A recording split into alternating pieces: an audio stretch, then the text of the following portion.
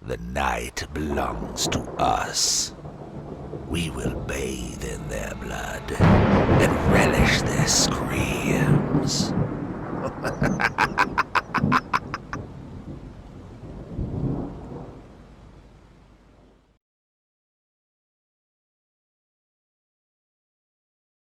Hello and welcome to Southampton Vampire by Night. In this video, I'm going to be talking about the types of plot you may find within a vampire LARP. So before I start, I wish to define what plot means to me. Plots are stories that players and organisers tell, the mark that we all make on the game world with our interactions and backgrounds. Plot can also be viewed as a story that is being told and the decisions that we make to shape the ending. Every LARP is different, and what method is used to deliver plot will be vastly different from one LARP system to the next. Some of these methods are as follows. World plot. This is a type of plotline that affects the entire world. It is typically something that will have a big impact on the game and have multiple players and non-player characters, known as NPCs, involved in it. This type of plotline is normally played out over a long period of time and may contain multiple stages before its completion. Local or domain plot. This is normally a plotline that only affects a particular location or group of people. It is normally the most common used type of plot, and so is the most diverse and flexible. This type of plotline normally contains a clear start, middle, and end, and player choices and interactions help shape each of the stages. Clan-specific plot. This type of plotline normally focuses on clan politics or interactions.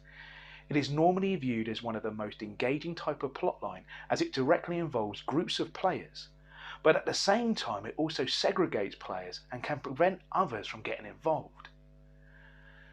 This type of plotline can work well if you can spread them out and give all active clans in your game some love. Player plot. This type of plot is aimed at individual players and it normally incorporates their backgrounds. Everyone likes to feel special, and so plotlines like this are typically greatly received by all involved. This type of plot can fall down quickly if the main character takes an unexpected leave from your game mid-plot or becomes unhappy with the direction that the plot is going in. One-off plot. This type of plot line is used to fill a game with something for players to do when other plot lines are not being engaged with as expected. It is a self-contained plot that can last for one night and can be resolved by anyone at the game. This type of plot line is very engaging for players, but if used continuously can be viewed as the monster of the week. Historical plot. The longer your game runs for, the more plot lines will make up your world and also your players' memories. Sometimes players like to link current plot lines with ones that have happened before, and sometimes this is intentional. This type of plot is used to link old and current plot lines together, and when done right, can make your game world feel alive and grounded in history. But this can also be a storyteller's hangman noose. Players may link something that has happened before with something that is being introduced and go down a rabbit hole. As fun as this is, if you have not kept records of old plot lines, you may find yourself in a situation where the players know more about something than you do. Metaplot. This is a type of plot that runs over a long period of time and normally used to link other plot lines together. It normally has predetermined events that will take place at set times and help drive that narrative. Most LARPs have one meta plotline running over the course of a chronicle or year. An easy way to visualize this is to imagine it's a book and all the other types of plots are just chapters contained within it. All players should be exposed at some point to the meta plot and have some sort of investment in it. The biggest issue for a metaplot is keeping players engaged, but not make it their focus. You don't want players to rush to the end, so it's important to put traffic lights in their path to slow their progress and keep all players progressing at the same pace. You should never break the third wall and say, slow down mate, but you can always add a date in which something becomes available. For example, a painting will be on display at a certain date that contains a clue related to the Metaplot. The rest of the time, it's locked in a vault in Egypt under 24-hour guard. If a player wants to go after it, don't say no. Just make it a plot and maybe look to change how the art reaches its original display location. They did what plot? Players and sometimes NPCs do things that you haven't planned for and start to generate plot around them. This is the most common type of plot in any LARP, and it takes a good storyteller and ref to embrace this type of plot and run with it. Your players and crew are the most important part of a game, and if they start to generate gain for others by doing things at the game, then you should encourage this. So that's all the different types of plot lines that I've been exposed to over my 15 years of LARPing. There are loads more that you can find out there, and if you know of any that I haven't covered here, then please don't hesitate to comment below with them.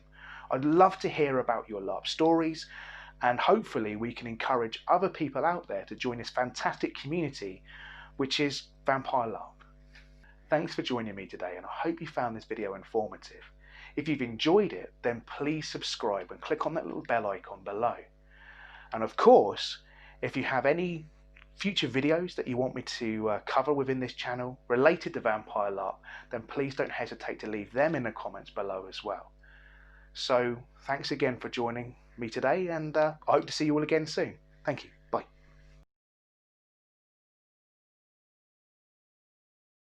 Used to deliver plot at each of these laughs. We'll also laughs. Fuck. Everyone loves to get it wrong. Substance, as in substantial, like a not enough. Oh, okay. Does that make sense, or have I made a word up? All players at some point should be exposed to the Metaplot. Rob it? Then just make it part of the mark you made it up. Oh, I made it up and I was so close to the end. Is that a fucking example, Katie, again? It comes back to haunt me. And that's a big load of text. It's seriously, there's a lot of text. The entire world. And it's also is that right to do that for NPCs? It's not, is it? Did you actually mean NPCs? Yeah. Then no, No. because you do that as in sarcasm. Oh, okay. No, I've done that wrong. Use that wrong. Like, I'm really happy Yeah. right now. Yeah, I'm really cold right now. Yeah. Yeah, okay. It's like you're lost. This type of plot line is normally contains, I'm at that bit again with my wording being crap. Each of those stages, and then Mark makes stuff up. He gets it wrong. That's what happens when you make stuff up. I've just realised. Fan specific. Specific.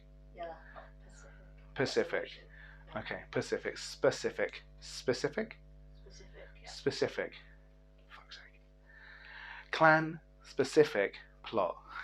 You didn't have to. Because Clan specific. Clan Pacific. Clan specific. Clan specific. Specific. It is normally viewed as one of the most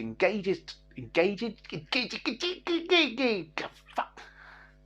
Unfortunately, flow-wise, I'm thinking so heavily of getting that word right at the start. After I get it right, I'm like, yeah, and it just puts me off the rest of it. Because I didn't do this time for Monster of the Week. Which I should have done. Should I have done it for that? I'd say no, because you might have been sarcastic when you meant it. Yeah. So. Is that your fuck and the fuck because you blinked and then you lost your track on the screen? Yeah!